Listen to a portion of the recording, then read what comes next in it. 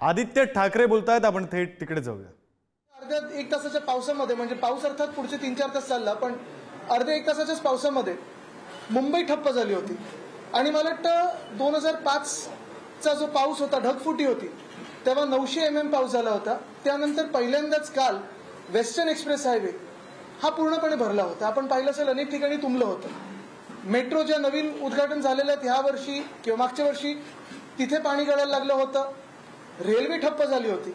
बीएमसीचं Twitter handle वगैरे जे आम्ही सुरू केलेलं होतं, मग मुंबई पोलिसांचं हँडल असेल, ह्या सगळ्या गोष्टी ज्या नागरिकांना मदत करायच्या, त्वरित रिस्पॉन्स द्यायच्या, त्या काल कुठे होत्या काही कळल्याच नाहीत। आणि मुख्य गोष्ट म्हणजे कुठेही काही असलं मुंबईत, पहिले फोटो काढायला जातात ते दोन घटनाबाह्य सरकारमधले पालकमंत्री, एक स्वतः बिल्डर आणि दुसरे जे पालकमंत्री घुसतात सगळीकडे जात असतात, ते काल कुठे होते हे कोणालाच कळलं नाही। कालच एका परिषदेमध्ये, कॉन्क्लेव्हमध्ये जे घटनाबाह्य मुख्यमंत्री आहेत त्यांनी सांगितलं होतं, जी एक जुनी टेप होती त्यांची, की पुढच्या 1-2 वर्षात मुंबई पॉटहोल फ्री करणार। 2.5 वर्ष झाली आता जवळपास त्यांच्या ह्या घटनाबाह्य राजवटीला। मागच्या वर्षीचा रस्त्याचा घोटाळा असेल किंवा ह्या वर्षीचा रस्त्याचा घोटाळा असेल, दोन्ही मी एक्सपोज केलं। आणि दोन्ही एक्सपोज केल्यानंतर अजूनही आपण पाहत आहे की रस्ते अनेक ठिकाणी खोदून ठेवलेले आहेत, पण कुठेही अर्धा किलोमीटर पण काम रस्त्याचं कॉन्क्रिटीकरणचं हे झालेलं नाही। तसंच आपण पाहिलं असेल, काल त्यांनी प्रश्न विचारला, उलट पत्रकार जे विचारत होते ना, काही पाणी भराय क्या इस बार, देखा आपने? आणि बोलताच क्षणी पुढच्या अर्ध्या तासात पाणी भरायला लागलं। मुख्य गोष्ट हीच राहते की मुंबई असेल, पुणे असेल, ठाणे असेल, महाराष्ट्रात अनेक शहरं अशी आहेत जिथे गेल्या 2 वर्षात महानगरपालिकेच्या निवडणुका झालेल्या नाहीयेत, स्थानिक स्वराज्य संस्थेच्या निवडणुका झालेल्या नाहीयेत, महापौर नाहीयेत, नगरसेवक नाहीयेत। तर नागरिकांनी जायचं तरी कोणाकडे, हा एक प्रश्न पडतोच। पण दुसरी बाजू ही पण आहे की जरी या स्थानिक स्वराज्य संस्थेच्या निवडणुका झाल्या नसतील तरी हा सगळा कारभार प्रशासकांच्या माध्यमातून स्वतः घटनाबाह्य मुख्यमंत्री जे नगर विकास खातं त्यांच्याकडे आहे ते चालवत असतात। त्यांची काही टोळी आहे, प्रत्येक काही गोष्ट ठरवून दिलेली आहे, पोर्टफोलिओ त्यांच्या टोळीमध्ये वाटप केलेलं आहे की रस्त्याचे कॉन्ट्रॅक्ट कोणी बघायचे, इमारतांची कॉन्ट्रॅक्ट कोणी बघायचे, ह्या कॉन्ट्रॅक्टरना कोणी सांभाळायचं। प्रत्येक कामात एस्केलेशन झालेलं आहे, पण कुठेही काम झालेलं नाहीये। आणि एवढे अकार्यक्षम घटनाबाह्य मुख्यमंत्री या महाराष्ट्राने आधी कधीही पाहिले नसतील किंवा देशाने कधी पाहिले नसतील। मला वाटतं ही महत्वाची गोष्ट आहे। गेली 2 वर्ष आम्ही अजून एक विषय सातत्याने मांडत आलेलो आहोत। मुंबईसारख्या शहराला 2 वर्षामध्ये 15 असिस्टंट कमिशनर नाहीयेत, अजूनही नेमणुका बाकी आहेत। हे का होतंय, कशासाठी होतंय? काही ठिकाणी एक्झिक्युटिव्ह कोणीतरी ॲडॉक चार्ज देऊन ठेवलेला आहे, कुठे एक्झिक्युटिव्ह इंजिनियर असेल, कुठे अजून कोण असेल, पण वॉर्ड ऑफिसर नेमले नाहीयेत। म्हणजे मुंबई असेल, पुणे असेल, ठाणे असेल, आपण पाहताय गेल्या काही दिवसांमध्ये आणि खास करून काल व्हीआयपी मुव्हमेंट असली की रस्त्यावर ट्रॅफिक पोलीस लागतात, पण काल जी ट्रॅफिकची कोंडी झाली, जी रेल्वेमधून प्रवास करणाऱ्यांची हालत झाली, मेट्रोमध्ये जी काही गर्दी पाहिली, घाटकोपरच्या मेट्रो स्टेशनचा व्हिडिओ सगळीकडे फिरत आहे, एवढं भयानक चित्र मुंबईने कधीही पाहिलं नव्हतं आणि एवढं भयानक राजवट किंवा काम कधीही पाहिलं नव्हतं। कालच आपण बघितलं तर एका महिलेचा मृत्यू झालेला आहे गटारीत वाहून। हो, पण त्याच्यानंतर काय परत ऑर्डर एन्क्वायरी केलेली आहे, एसआयटी करतील, सगळं करतील। पण परत मी तुम्हाला सांगतो की हे प्रश्न का उद्भवत आहेत, कारण आज मुंबईकडे किंवा पुण्याकडे किंवा ठाण्याकडे लक्ष देण्यासाठी कोणी नाहीये। आपल्याला आठवत असेल, आम्ही हिंदमाताचं जेव्हा काम केलं ते खरं तर काम चालू असायला पाहिजे होतं, काल तिथे पाणी भरायलाच नाही पाहिजे होतं। मुंबईत अनेक ठिकाणी आमच्या काळात आम्ही पंप्स लावायचो, ब्रिमस्टोअरचे प्रोजेक्ट केले होते। काल कुठेतरी एक सुद्धा अधिकारी तुम्हाला रस्त्यात दिसला का? मुंबई महानगरपालिकेचे प्रशासक असतील, पुण्याचे असतील, ठाण्याचे असतील, रस्त्यात दिसले का की पंप चालू आहेत का? सगळं काय झालेलं आहे की आम्ही जेव्हा 10-12 वर्षापूर्वी डिझास्टर कंट्रोल रूम ही देशातली सर्वात मॉडर्न बांधल्यानंतर हे जे आत्ताची जे राजवटीतले मंत्री आहेत त्यांना वाटतं तिथे गेल्यानंतर फोटोनंतर सगळं काही आटोक्यात येईल, असं नसतं। ते काय थिएटर नाही जाऊन पिक्चर बघण्यासाठी, अरे वा इथे पाणी किती तुंबलंय, तिथे पाणी किती तुंबलंय।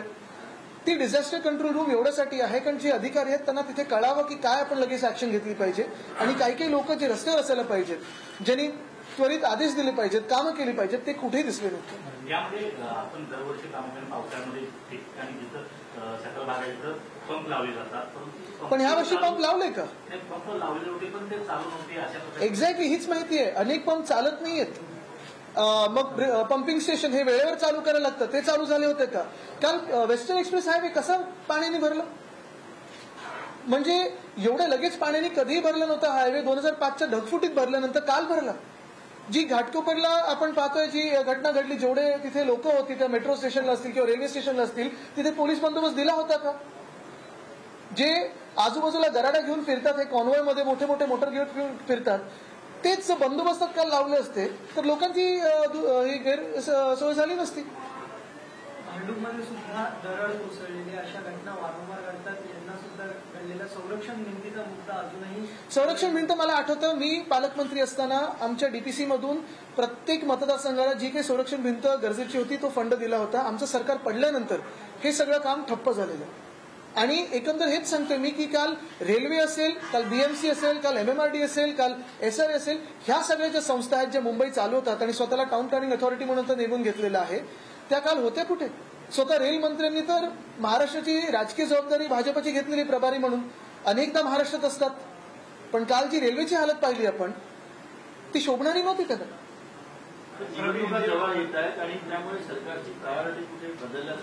सरकारची ह्या राजवटीची प्रायोरिटी पहिल्यापासून कॉन्ट्रॅक्टर आणि पैसे आणि खोके एवढीच होती. आपण आपल्याला आठवत असेल 2022 साली असेल किंवा मागच्या वर्षीचा मोर्चा देखील असेल, आम्ही महानगरपालिका काढलेला, तो ह्याच कारणासाठी काढला होता. साधी गोष्ट आहे, 15 वॉर्ड ऑफिसर नेमायला तुम्हाला 2.5 वर्ष का जातात? वॉर्ड ऑफिसर हे मिनी म्युन्सिपल कमिशनर असतात. पंतप्रधान नरेंद्र मोदी यांचा दौरा देखील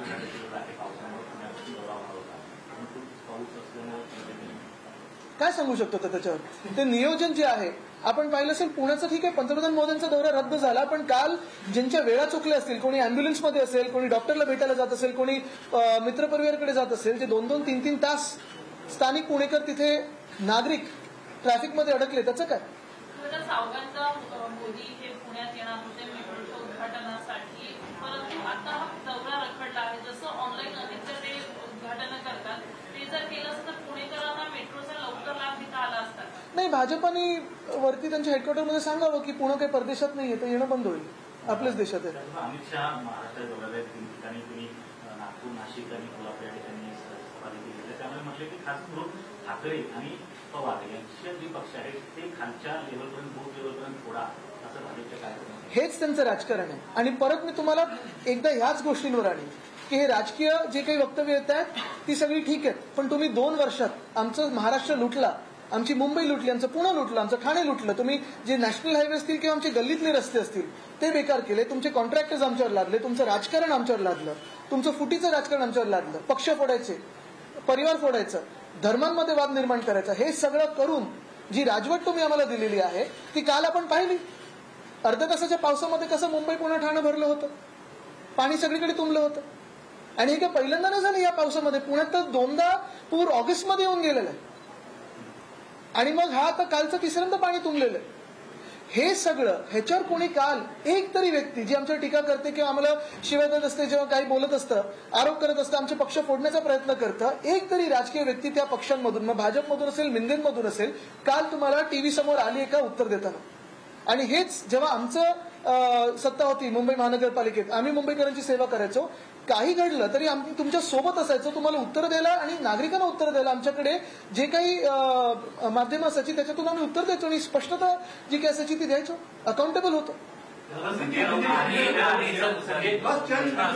आरेची जी मेट्रो आहे त्याचं काम कुठेतरी अर्धवट आहे आणि त्यामध्येच त्या महिलेचा मृत्यू झालेला आहे. अनेकदा बीएमसी कडनं त्या आरेच्या जी मेट्रो आहे त्याला पत्र लिहिणं, बीएमसी कडनं अनेकदा अशा मेट्रोसाठी पत्र गेलेली आहेत. तुम्हाला सांगतो, बीएसटीचा प्रत्येक वर्षी 20 कोटीचा लॉस होतो, कारण जे बॅरिकेड्स लागलेत त्याच्यामुळे. तो रेव्हेन्यू भरून काढणार आहे का मेट्रो?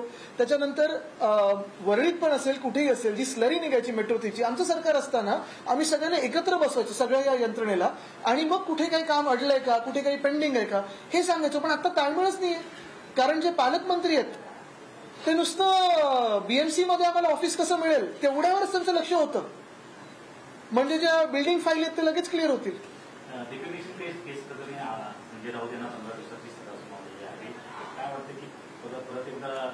मला वाटतं ते कशाने घाबरत नाही, ते त्यांचं उत्तर देतील. राऊत साहेब तुम्ही पाहताय लढतायत सगळीकडे.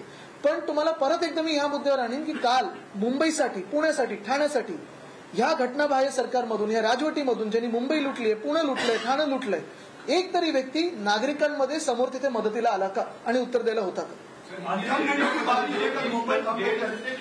अरे आपने पहली बार समय पे क्वेश्चन पूछा है, नहीं तो आप बाहर पूछते हर बार. 1.5 से 2 घंटे की बारिश में ही मुंबई ठप हो गई, एक महिला मेन रोड में गिर के घर भी गई। क्या कहेंगे कि सरकार कहाँ से कहीं दिख रही है? कल ही जो इलीगल सीएम है उन्होंने एक बयान दिया था कि 1-2 साल में हम मुंबई को पॉटहोल फ्री कर देंगे, कंक्रीट कर देंगे, और कहीं पानी भरा है क्या देखो, कहीं जमा है क्या पानी, ये सब कॉन्क्लेव में कहा, और आधे ही घंटे में उनका सब जो क्लेम था वो एक्सपोज हो गया। पिछले 2 सालों से हमने रोड स्कैम, पिछले साल 6,000 करोड़ का स्कैम, इस साल 6,000 करोड़ का स्कैम, दोनों सालों में हमने एक्सपोज किया है। आप भी देखिए, आप भी जानकारी लीजिए, आप भी थोड़ी जांच कीजिए। इसमें अगर आप जाए, डीप में जाए, तो ये सारे जो इनके प्रोग्राम होते हैं, फिर डीप क्लीनिंग हो, रोड के हो, सैनिटरी पैड वेंडिंग मशीन का हो, हर एक प्रोग्राम में एक तो एस्केलेशन है, नहीं तो स्कैम है। कॉन्ट्रैक्टर की मजा है, खुद को खोके है, लेकिन महाराष्ट्र की जनता को सिर्फ धोखे है। कहीं काम हुआ नहीं है, ना पिछले साल रास्तों का काम हुआ, ना इस साल रास्तों का काम हुआ, हर जगह खोद के रखा है, लेकिन काम नहीं होता। और यही मैं 2 साल कहते आया हूं कि ये तो आप महाराष्ट्र की लूट कर रहे हो, मुंबई की लूट कर रहे हो, पुणे की लूट कर रहे हो, थाना की लूट कर रहे हो। ना नेशनल हाईवे ठीक है, ना गली की सड़क ठीक है। लेकिन इस बार उन्होंने जो कहा, कल ही उन्होंने कहा कि कहीं पानी भरा है क्या, ये देखा क्या आपने? और फिर आधे घंटे में जो बारिश हुई, जो बरसात हुई, कई जगह भारी बरसात हुई, कई जगह एक माध्यम बरसात हुई, लेकिन उसी बरसात में पानी भर गया, एक व्यक्ति की मौत भी हो गई। लेकिन आज भी अगर आप देखें तो मुंबई में पिछले 2 सालों से मैं कहते आया हूं, मुंबई हो, पुणे हो, नागपुर हो, नासिक हो, थाना हो, कोल्हापुर हो, सोलापुर हो, बहुत सारे शहरों में सेल्फ गवर्निंग बॉडीज जो होती है, जो म्यूनिसिपल कॉर्पोरेशन है, वहां चुनाव ही नहीं हुए, ना वो बॉडी गठित हुई है, ना मेयर है, ना कोई काउंसिलर है, ना कॉर्पोरेटर है। तो फिर नागरिक जाए कहां? जो ट्विटर हैंडल्स थे वो चलते ही नहीं है। प्रशासक है, नगर विकास जो खाता है वो इलीगल सीएम के पास है, लेकिन उनके जैसे इनकेपेबल व्यक्ति मैंने कभी जिंदगी में नहीं देखी, ना महाराष्ट्र ने देखी। और यही बात मैं कहना चाहता हूं कि कल की जो बारिश थी, पानी तो भर गया। मुझे लगता है 2005 के बाद पहली बार भारी बरसात इतनी भी नहीं होते हुए भी वेस्टर्न एक्सप्रेस हाईवे पे पानी भर गया था। रेलवे की अगर आप हालत देखिए, मेट्रो की हालत देखिए, हर जगह, मुंबई हो, पुणे हो, थाना हो, बहुत खराब हालत में कल नागरिकों ने अपने घर की राह देखी है। और यही बात मैं कहना चाहता हूं कि अभी नागरिक तंग आ गए, मुंबईकर हो, पुणेकर हो, तंग आ गए। भाजपा हो या मिंदे गुट हो, इनको भगाने के सिवा दूसरा कोई पर्याय नहीं। बिल्कुल। और पिछले 2 साल में देखा होगा, जब हमने हिंद माता का काम किया, अगर आप पंप समय पे चालू कर दे तो पानी नहीं भर सकता था। मुंबई में लगभग 400 पंप, मोबाइल पंप होते हैं, 5 पंपिंग स्टेशन है। अगर ये समय पे शुरू करे तो पानी नहीं भर सकता, इतना पानी नहीं जमेगा। लेकिन मुंबई की ना किसी को पड़ी है इस सरकार में, ना पुणे की, ना ठाणे की, सिर्फ कॉन्ट्रैक्टर्स की मजा चल रही है। मेन रोड में जो महिला गिर कर मर गई, पहले हादसा हुआ 5 साल पहले, डॉक्टर अमर गुप्ता की इसी तरह से मौत हुई थी। तो हाईकोर्ट में मामला गया तो सभी जो मेन रोड है उनके नीचे जालियां बिठाई थी, लेकिन खुला रहा है, लापरवाही दिखी है, इस पर आप क्या कहेंगे? लापरवाही तो है, लेकिन इसमें नहीं, वो तो है, लेकिन इसमें मैं फिर एक बार कहना चाहता हूं कि जो असिस्टेंट कमिश्नर्स होते हैं वो हर एक वार्ड के मिनी म्यूनिसिपल कमिश्नर होते हैं। ये सारी चीजें जो होती है, फिर रेलवे से कोऑर्डिनेशन हो, एसआरए से कोऑर्डिनेशन हो, महाडा से कोऑर्डिनेशन हो, एमएमआरडी से कोऑर्डिनेशन हो, ये वार्ड ऑफिसर करते हैं, जिसे हम असिस्टेंट कमिश्नर कहलाते हैं।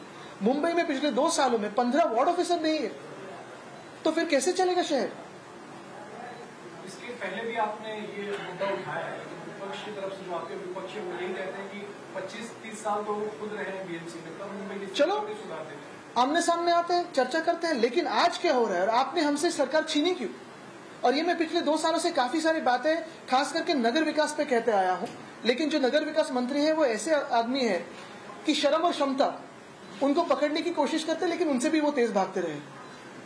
सगळ्या संदर्भात 16 पानांचा अहवाल दाखल झालेला आहे आणि त्यामध्ये अनेक महत्वाच्या गोष्टी आहे की पुण्याची जी आतमधली लोखंडी ढाचा होता ते गंजलेला होता, त्यासोबतच निकृष्ट दर्जाचं काम करण्यात आलं होतं। एकीकडे 16 पानांचा अहवाल दाखल झालेला आहे, दुसरीकडे पुन्हा एकदा 20 कोटी रुपयांची नव्याने निविदा काढण्यात आलेली आहे। मला वाटतं ह्याच्यावर सगळी आम्ही चौकशी तर करणार आहोत, कारण त्यावेळी देखील आपल्याला आठवत असेल उद्घाटनाच्या वेळी मूर्तीपेक्षा जास्ती हेलिकॉप्टर्स आणि उत्सव मूर्तीवर खर्च झाला होता।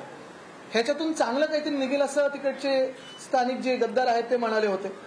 आता खोके किती मिळतात ह्याच्यावर त्यांचं लक्ष असेल, पण ह्याच सरकारने, भाजपने स्टॅच्यू ऑफ युनिटी जी बनवली गुजरातमध्ये ती पक्की बनली आहे। मग आमच्याकडे छत्रपतींचं स्टॅच्यू कसं आहे तुम्ही केलं?